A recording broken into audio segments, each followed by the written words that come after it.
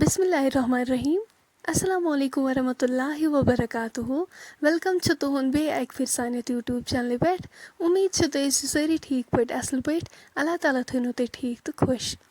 सन as recipe चामन उम्मीद छ तुम वीडियो बिल्कुल पसंद वीडियो विजो एंडस तान वीडियो कर सो लाइक शेयर पक्यो करो इसलिए आजुक वीडियो स्टार्ट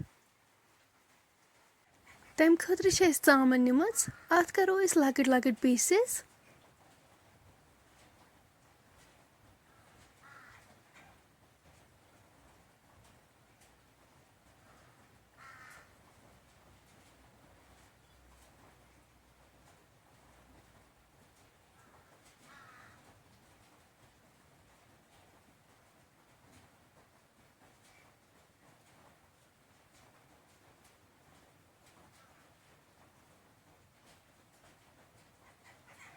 अत मकल लकट लकट पीसेस कर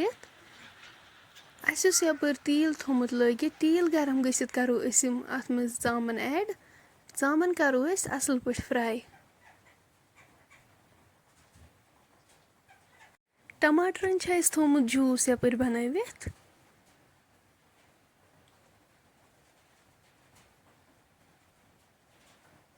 चामन गई फ्राई तुलवन वन सेम करो इथे पे बाकी चामन त फ्राई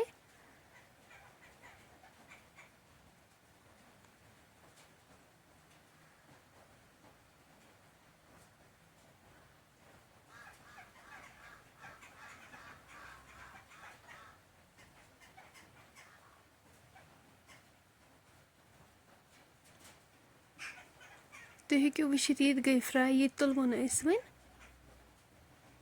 बाकी चामन त करो इथे पे फ्राई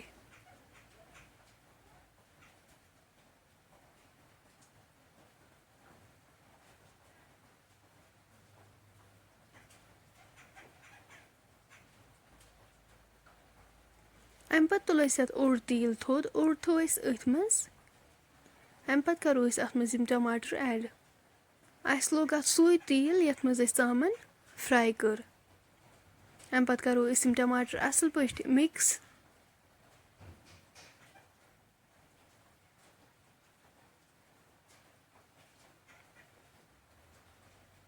असल पट मिक्स करने पत करो नून चमचे फुल 2 ऐड करो बे मिक्स अस वन टमाटर तोत तान फ्राई कर योत ताम नीम तील दिन वापस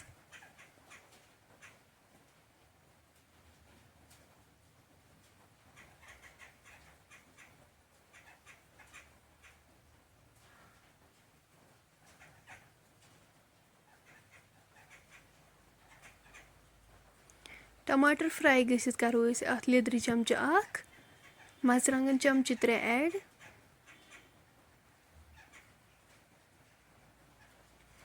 करो सारी मसाला असल पट मिक्स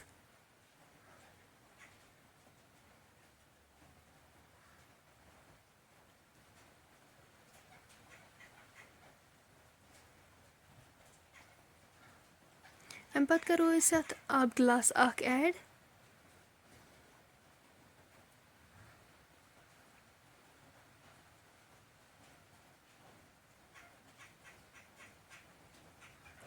अम पत बादाम पाउडर चमचे करो ऐड गरम मसाला चमचे 2 अम पत करो मसाल असल पट मिक्स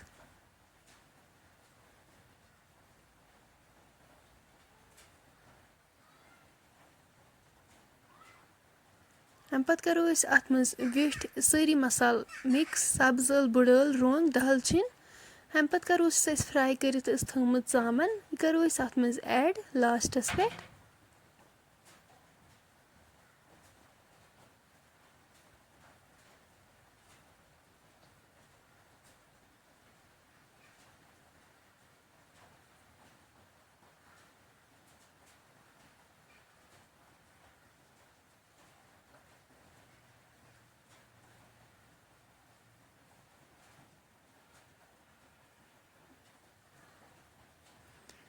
थो वन यह 5 मिनटन लिड सत कवर कर योतम अमिच ग्रेवी रिड्यूस गि 5 मिनट बाद तुलो अस अत लिड थोद तुम हेको वुचित माशाअल्लाह चामन बिल्कुल तैयार। फ्रेंड्स वन अगर तुम सोन आजुक वीडियो पसंद आसो आमुत सन यूट्यूब चैनल करो सब्सक्राइब, वीडियो करो लाइक शेयर, कमेंट सेक्शनस मज दीजो पन फीडबैक। इंशाल्लाह मिलो अस नेक्स्ट बेक्स वीडियोस मज।